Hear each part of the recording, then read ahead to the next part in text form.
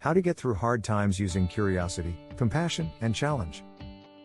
Sometimes the worst things that happen in our lives put us on the path to the best things that will ever happen to us. Unknown. Until I was 37, I thought I'd led a pretty charmed life. I had a supportive family and good friends, I'd done well academically, always got the jobs I'd applied for, and met and married the perfect man for me. In 2013, when I was 35 weeks pregnant with my second child, I was diagnosed with stage 3 breast cancer. My baby was induced at 37 weeks, and my chemo started 10 days later.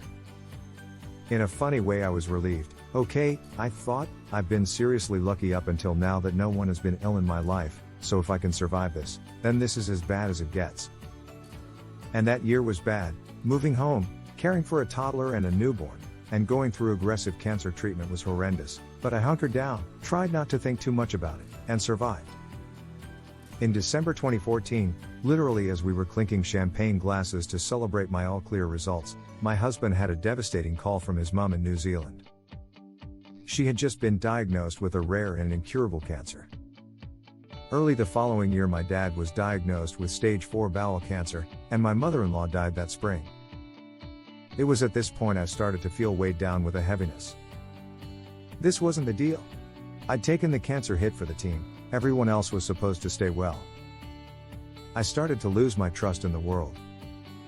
My urge to control everything and everyone around me, which I now realize I have had since childhood, went into overdrive. I became fearful of change and made list upon list to organize and reorganize my life until I had anticipated everything that might go wrong and put things in place to deal with it. My brave dad endured a variety of invasive and aggressive treatments, but his health continued to decline. I could not control what was happening or the sense of loss and grief that at times I felt were swamping me. Something had to change. I started journaling, yoga, and meditation. Slowly I felt my anxiety and my panic grip on my life begin to lessen. I looked inward and I started to notice familiar feelings and patterns, recognized myself responding to roles and labels that I no longer felt to be true. There were shifts, very small shifts, but with 2 small children, a husband working long hours, and a dad with rapidly declining health, even small shifts made a difference to my capacity to cope. Toward the middle of 2015, my husband started to get awful headaches, nausea, and dizzy spells. He was in a very stressful job, so decided to leave work at the beginning of 2016 to get his health back and decide what he really wanted to do with his life. However, in the spring of 2016 he was diagnosed with an incurable brain tumor. At that stage my children were 3 and 5. The next couple of years were consumed by medical appointments for my dad and my husband, alongside the busyness that goes hand in hand with raising young children, but I continued my inner work. I examined my feelings. Was that really how I felt? Had I felt that way before? What helped then, what might help now? Is the story I'm telling myself about this true? What do I need right now? In spring 2018 my dad died, in spring 2019 my husband died, and in spring 2020 the UK went into its first lockdown due to COVID-19. Every year since 2014 I've said to myself, well, surely the worst has happened, this year has to be better, and yet each year something else monumental and life-changing has happened. The past 7 years have been relentless, and at times I have been overwhelmed by the responsibility of caring for the people I love most in the world. People used to hear my story open mouth and ask, how do you cope? I would reply in a way designed to brush them off, remove their focus of attention, and minimize my pain by saying, oh well, you just deal with what life throws at you. I knew that this wasn't true, but a flippant reply was easier than the truth. After years of continual inner work, however, this is my honest reply. To boost your resilience, to heal, and to ultimately thrive, you have to be prepared to turn over the picture-perfect patchwork quilt of your outer life that you present to the world and take a good look at the messy stitches on the underside. You need to be prepared to look at the messiest of those stitches and painstakingly unpick them so that you can find the knots, the tangles, and the imperfections. It's only when you connect with your authentic self that you're able to respond to your unique needs in times of crisis and learn what you need to do to foster your own resilience. The way of doing this will be different for everyone, but if I could boil it down to one pithy statement, it would be to always keep in awareness the 3 C's: curiosity, compassion, and challenge. Here are some ways I've applied this in the last 7 years to help me, and perhaps these ideas might help you too. Allow your feelings. Other people are allowed to feel uncomfortable about this, but that is not your responsibility. Your responsibility is to embrace your emotions so you can process them and work through them instead of repressing, denying, or numbing them with substances and distractions. In my life, this idea of numbing or distracting has taken shape in many ways. One is the compulsion to check my phone rather than sit with feelings of restlessness, boredom, or uncertainty. Sometimes I find myself opening my fridge or cupboard, not because I'm hungry, but because I'm anxious or agitated. Recently, I've needed to work on sitting with my feelings when I say no to someone and worry there will be painful repercussions if I don't keep other people happy. These are all hugely uncomfortable realizations, but offer an opportunity to spot patterns. Do I always reach for food after a specific event? Do I always reach for my phone when I feel a certain way in my body? Once I've shown a curiosity about my choices, I can have understanding and compassion for why and challenge myself to do something else. Instead of food, can I do some rounds of a breathing exercise? Instead of the phone, can I practice some simple yoga poses? Can I pause before saying yes to something I know won't serve me and think of the times I've said no, and there haven't been negative repercussions? Key questions here are, what do I really need? What am I afraid of? And how can I soothe my threat system in that moment before reacting? Put your needs first.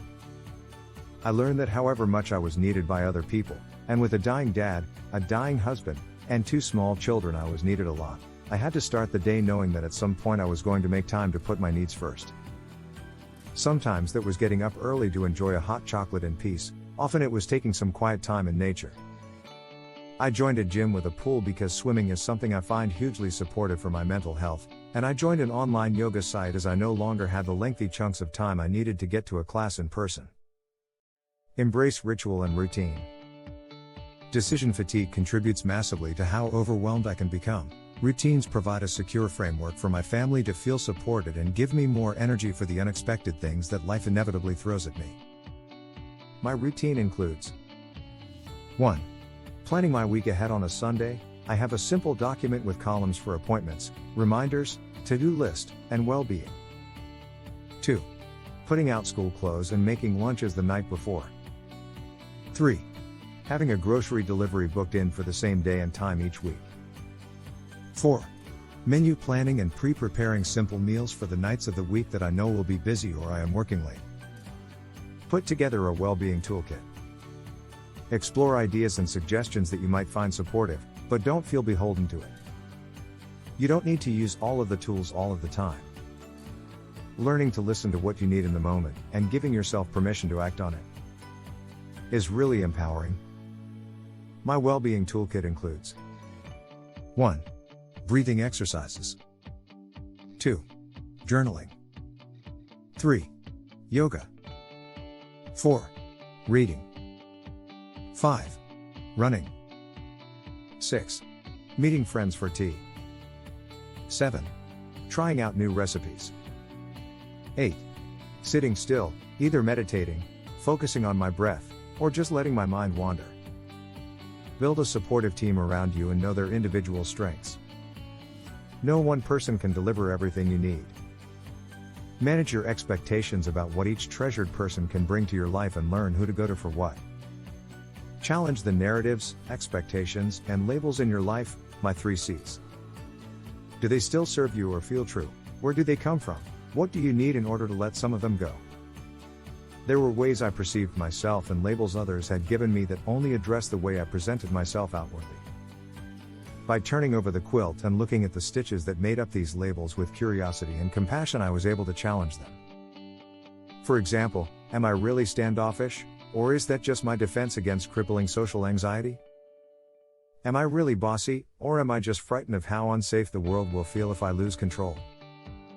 Am I really capable or just terrified of asking for help and being rejected? I would never suggest this is a simple process, and reaching even a modicum of self-awareness is a daily and never-ending challenge for me.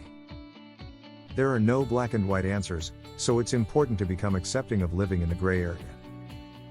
Ultimately, I believe that approaching each day, every response, every feeling with curiosity invites compassion and understanding, which helps us challenge and address underlying insecurities and outdated narratives that keep us down and stuck.